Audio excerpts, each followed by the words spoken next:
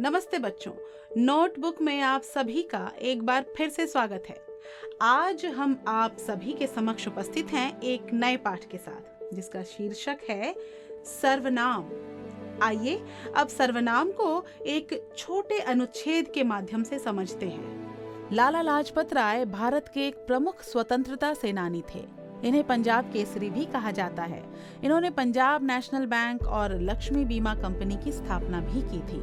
ये भारतीय राष्ट्रीय कांग्रेस में गरम दल के 3 प्रमुख नेताओं लाल बाल पाल में से एक थे। इस अनुच्छेद में आपने देखा कि यहाँ लाला लाजपत राय के लिए लाल रंग के मोटे अक्षरों में इन्हें, इन्होंने तथा ये शब्द का प्रयोग किया गया है। यदि ऐसा नहीं करके हम बार बार लाला लाजपत राय शब्द का प्रयोग करते तो यह अनुच्छेद बहुत ही अटपटा लगता। हिंदी व्याकरण में लाला लाजपत राय एक संज्ञा है एवं ये सारे मोटे लाल शब्द इसी नाम के लिए प्रयुक्त हुए हैं, अतः हम इन्हें सर्वनाम के नाम से जानते हैं। अतः सर्वनाम की परिभाषा के रूप में हम कह सकते हैं कि सर्वनाम वह शब्द है जो संज्ञा के बदले में प्रयुक्त किया जाता है। यदि किसी वाक्य में हम किसी व्यक्ति, वस्तु या स्थान के नाम का बार बार प्रयोग करेंगे तो वह वाक्य सुनने में अच्छा नहीं लगेगा। अतः हम उसके स्थान पर यह, वह, इसका, उसका, मेरा, तुम्हारा आदि शब्दों का प्रयोग करते हैं। इन सभी शब्दों को सर्वनाम कहा जाता है। आइए अब हम सर्वनाम के प्रकारों के बारे में जानते हैं। सर्वनाम के कुल 6 भेद होते हैं। क, पुरुषवाचक सर्वनाम।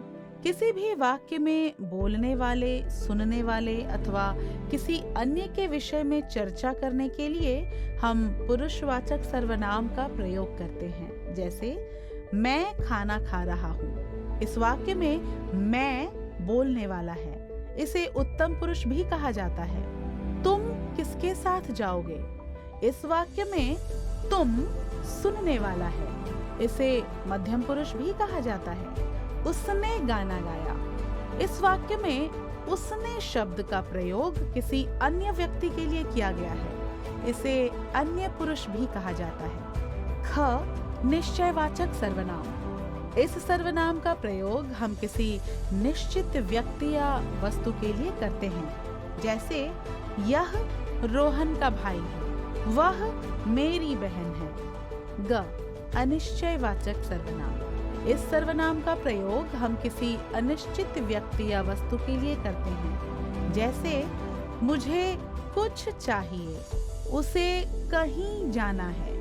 घ, प्रश्नवाचक सर्वनाम।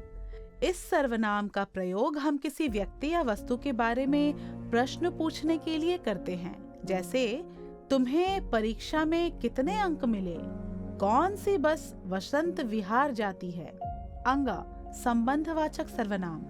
इस सर्वनाम का प्रयोग हम किसी 2 व्यक्ति या वस्तु के बीच संबंध बताने के लिए करते हैं। जैसे जो करेगा वो भरेगा, जैसी करनी वैसी भरनी।